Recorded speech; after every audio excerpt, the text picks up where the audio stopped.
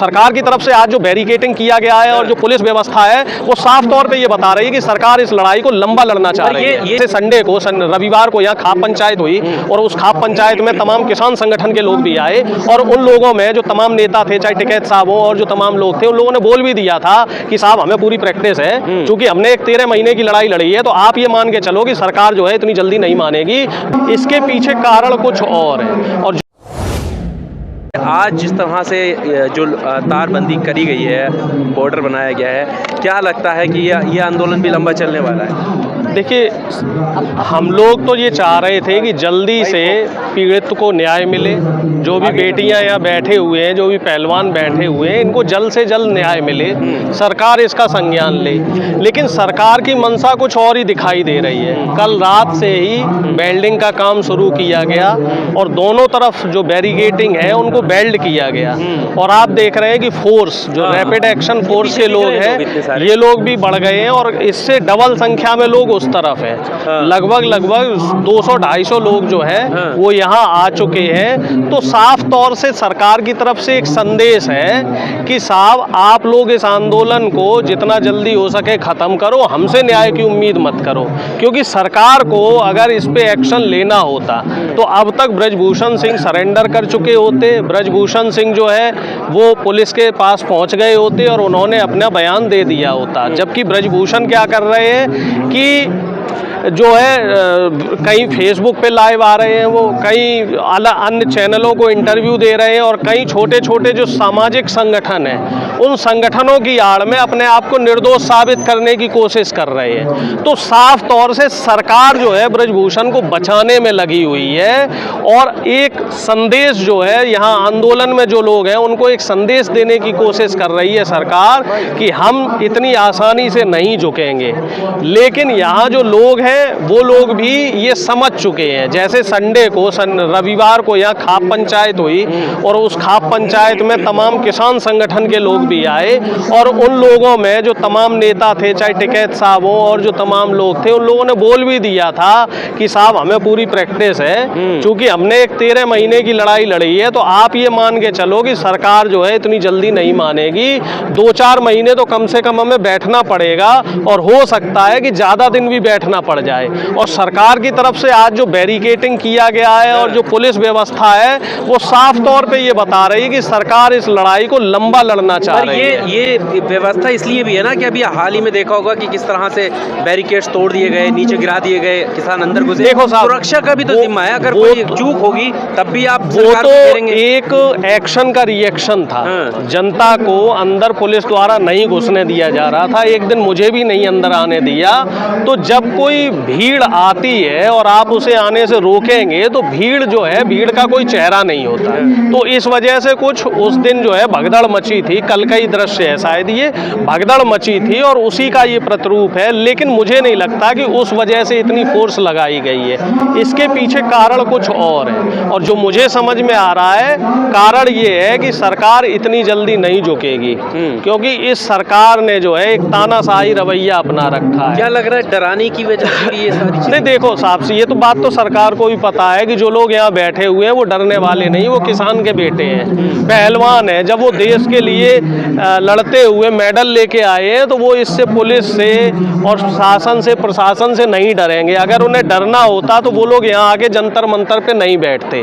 उन्हें अच्छी तरीके से पता है कि उनका संघर्ष किन लोगों से है, जो धनबल से भी मजबूत है, तनबल से भी मजबूत है, ऐसे लोगों से इनका संघर्ष है। तो हमें भी इस बात का अच्छे से इल्म है, क्योंकि किसान आंदोलन हमने भी बड़ी बारीकी से देखा है, आपने भी किसान आंदोलन को कवर किया है कि किस तरीके से जो एक बीजेपी का पैटर्न है उसी पैटर्न को ये फिर से फॉलो कर रहे हैं। जैसे किसान आंदोलन को इन्होंने बदनाम करके खालिस्तानियों और आतंकवादियों का आंदोलन बताया, फिर उसके बाद बताया कि चंद किसान है, मुट्ठी भर किसान है, सिर्फ पंजाब हरियाणा के किसान है।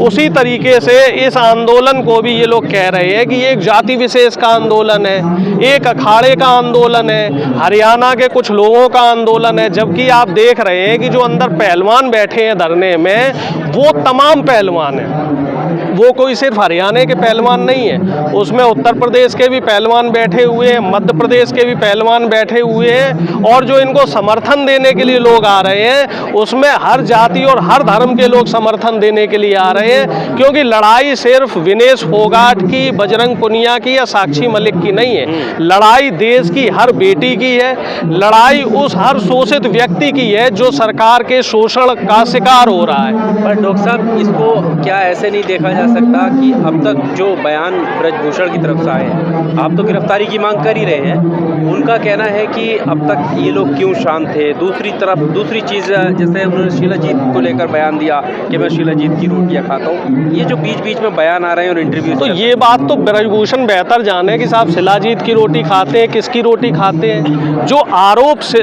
लगाए गए हैं, आरोप गंभीर है, ठीक है, और अगर आपको लग रहा है कि आरोप आपके ऊपर जो आरोप लगे हैं बेबुनियाद है, झूठे हैं, तो आप कोर्ट में आइए। एक प्रक्रिया है, कोर्ट डिसाइड करेगा, न्यायालय डिसाइड करेगा कि कौन आरोपी है और कौन निर्दोष है। और दूसरी बात जो आप कह रहे हैं कि सरकार जो है, सरकार अगर चाहती तो इन पहलवानों को यहाँ नहीं बैठना पड़ता। और जो तीसरी बात जो एक प्रश्न निकल के आ रहा है कि पहलवान अब क्यों बैठे, पहले क्यों नहीं बैठे।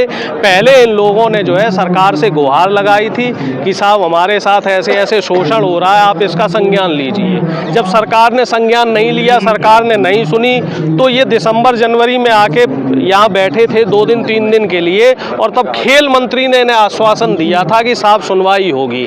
लेकिन खेल मंत्री भी मुकर गए। पीटी उषा जी जो ओलंपिक संघ की इंडिया के जो चेयरमैन हैं, उन्होंने भी जो कार्रवाई करनी चाहिए थी वो कार्रवाई नहीं की। हालांकि बाद में पीटी उषा जी ये कह रहे हैं कि ये घर का मामला है और इस मामले को जो बैठ के सुलझा लो।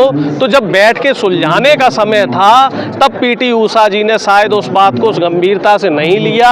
अब जो है ना, हर चीज़ की एक टाइमिंग होती है। अब गेंद उनके पाले से निकल चुकी है।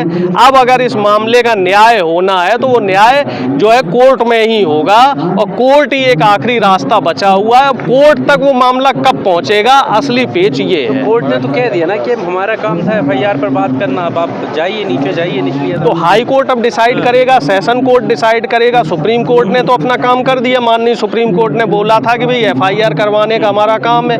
और आप इसमें एक चीज़ और देखिए कि पॉस्को एक्ट में तुरंत गिरफ्तारी होनी चाहिए थी, लेकिन अब तक गिरफ्तारी नहीं हुई है। लगभग 10 दिन से ज़्यादा का समय हो चुका है। तो आप इतना अंदाज़ा लगा लो कि साहब किस तरीके से ब्रजभूषण जो है वो अपने पद का दुरुपयोग कर रहा है और सरकार दबी हुई है। आप पंचायतों ने, किसान जो संगठन है, उन्होंने जो वक्त लिया है, ये वो क्या सोच के लिया है? क्या उम्मीद है कि कोई डिसीजन लेगी सरकार? देखो साहब, अभी कर्नाटक चुनाव है, हो सकता है खाप पंचायतों ने सोचा हो, क्योंकि हमारी जो सरकार है वो चुनावी मोड में रहती है। तो सरकार ने ये सोचा हो कि शायद चुनाव के बाद सरकार इस मामले को गंभीरता से ले, संज्ञान में ले। तो इस वजह से एक 15 दिन का समय दिया गया है, और 15 दिन के बाद अगर सरकार इस मामले को संज्ञान में नहीं लेती है तो आगे की रणनीति बनाई जाएगी, और दबाव बनाने के लिए जो भी एक शांतिपूर्ण तरीके की जो प्रक्रिया है उस प्रक्रिया का पालन किया जाएगा।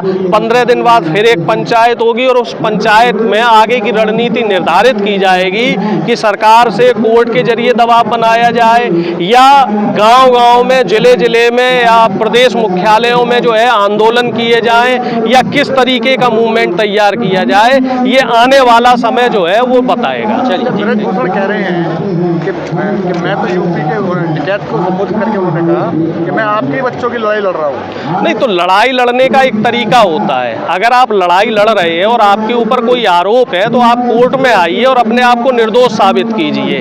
इस तरीके से छिपके बार करना कहीं ना कहीं ये दर्शा रहा है कि आप गलत हैं और आपने कुछ गलत किया है। अगर आप पाक साफ है तो आप कोर्ट में आइए और कोर्ट को निर्धारित करने दीजिए कि कौन सही है और कौन गलत है।